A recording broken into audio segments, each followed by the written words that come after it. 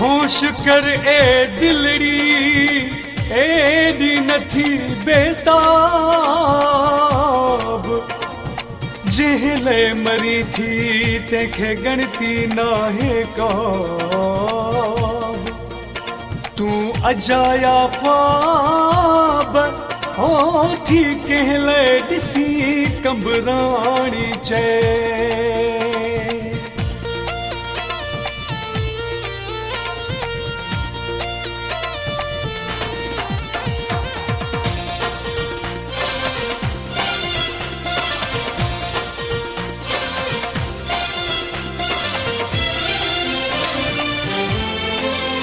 समझी नथी जे दिल त वञी पाण जान तू त वञी पाण जान तू रोवण जो शौक़ थई त वेठी मौजू मान तू त वेठी मौजू मान तू समझी नथी जे दिल त वञी पाण जान तू त वञी पाण जान तू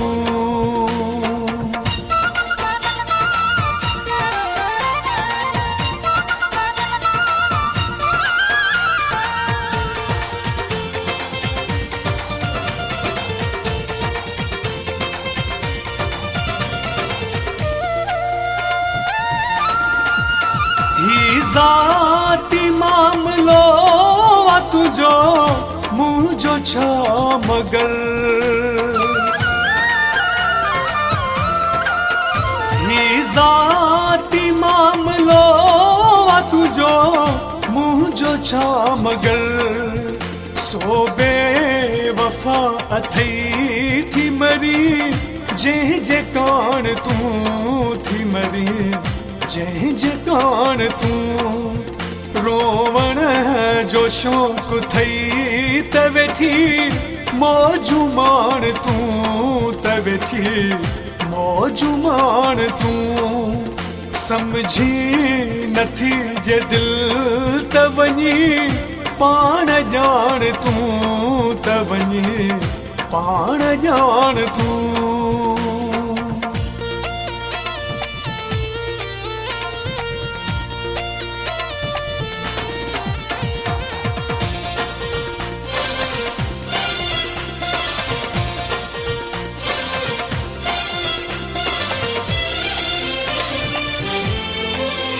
दिल ए तेरी चरी बुन थी होश कर थोरो दिल ए तेरी चरी बुन थी होश कर थोरो कूड़े सच्चे माण्हूअ जी थोरी रख सुञाण तू थोरी रख सुञाण तू रोवण जो शौक़ थई त वेठी मौजू मान तू त वेठी मौजू मान तू समझी नथी जे दिल त वञी पाण जान तू त वञी पाण जान तू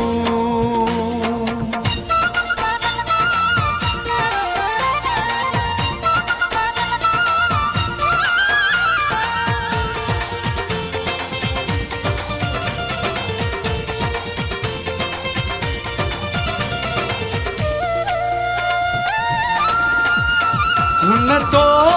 खे विसारे वञी यार ॿियो कयो हुन तो खे विसारे वञी यार ॿियो कयो तोलाए मरे जे को मर तेजे कान तू मर तेजे कान तू रोवण जो शौक़ थई त वेठी मौजू मान तू त वेठी मौजू मान तू समझी नथी जे दिल त वञी पाण ॼाण तूं त वञी पाण ॼाण तूं।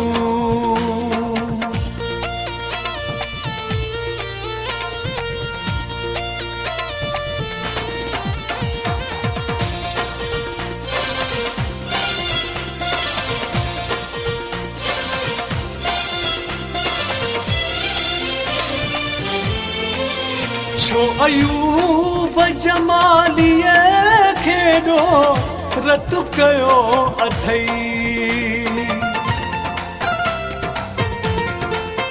छो अयूब जमालीअ खेॾो रत कयो अथई। बेज़ार कर न सियाणी थी सुधर हाणे तूं त वञी सुधर हाणे तूं। रोवण जो शौक़ु थई त वेठी मौजू माण तूं त वेठी मौजू माण तूं। समझी नथी जे दिल त वञी पाण ॼाण तूं त वञी पाण ॼाण तूं।